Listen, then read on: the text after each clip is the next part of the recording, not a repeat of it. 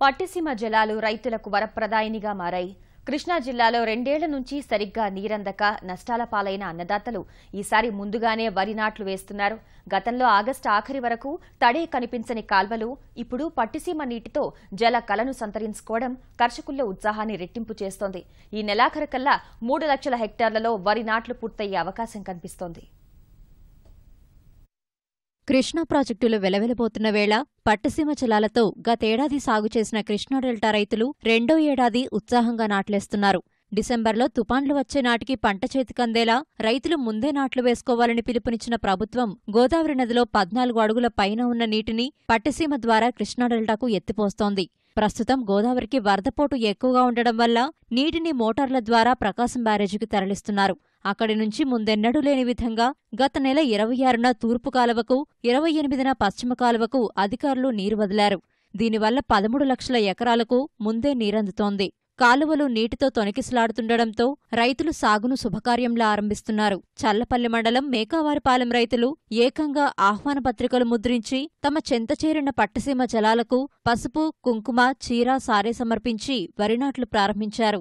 వర్షం అనేది తల్లిపాలు, పట్టిసీమ పోతపాలు. పట్టిసీమ అనేది వరం. గత సంవత్సరాలు ఆగస్టు 20వ తారీఖు దాకా కూడా పెద్ద వర్షాలు కురిసినప్పుడే నాట్లు పడినాయి. మా నూజూడు ఏరియాలో ట్యాంకర్లతో నీళ్లు తోడుకుని తీసుకొచ్చి పెట్టడం జరిగింది.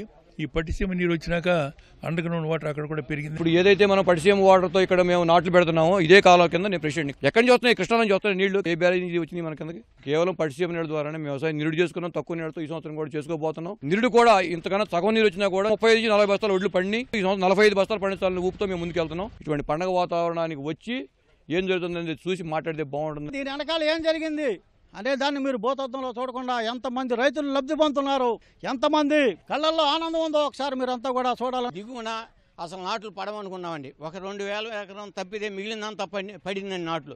వాళ్ళందరూ చాలా సంతోషంగా ఉన్నారు. గుంటూరు జిల్లాలో కొంత మా చుట్టరికం కూడా ఉందండి. వాళ్ళు కూడా ఈ నీళ్లు చూసి సంతోషించి వాళ్ళందరూ మాకు ఈ నీళ్లతోనే మేము బతికాము, లేకపోతే మేము అనాథలు అయిపోయేవాళ్ళం అని చెప్పిన సందర్భాలు ఉన్నాయండి. చల్లపల్లి మండలం మీదుగా కృష్ణానది తూర్పు ప్రధాన కాల్వ నుంచి పట్టిసీమ నీరు వెళ్తుంది. చల్లపల్లి, మోపిదేవి, అవనిగడ్డ, కోడూరు, నాగాయలంక మండలాల పరిధిలో 1,62,000 ఎకరాలు పట్టిసీమ నీటితో రైతులు సాగు చేస్తున్నారు. శివారు ప్రాంత భూముల వరకు ఇప్పటికే నీళ్లు చేరాయి.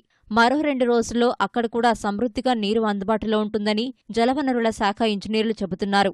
ఈసారి చివరి ఆయకట్టుకు పుష్కలంగా నీరు ఇస్తామని భరోసా వ్యక్తం చేస్తున్నారు.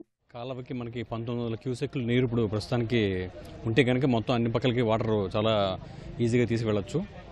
అయితే ఇప్పుడు 1700 నుంచి 1900కి పెంచుతున్నారు. ఇప్పుడు నాగలంక, కోడూరు, చల్లపల్లి సైడ్కి టైలెంట్స్కి అందరికి వెళ్ళిపోయింది వాటర్. కాళ్ళ మీద లస్కర్స్ అందరూ కూడా తిరుగుతుంటారు. అలాగే మా assistant executive engineers, assistant engineers కూడా తిరిగి పూర్తి స్థాయిగా ఇవ్వడానికి ఖచ్చితంగా మేము కృషి చేస్తాం. అది లాస్ట్ టైం మ్యాక్సిమం ఇచ్చాము.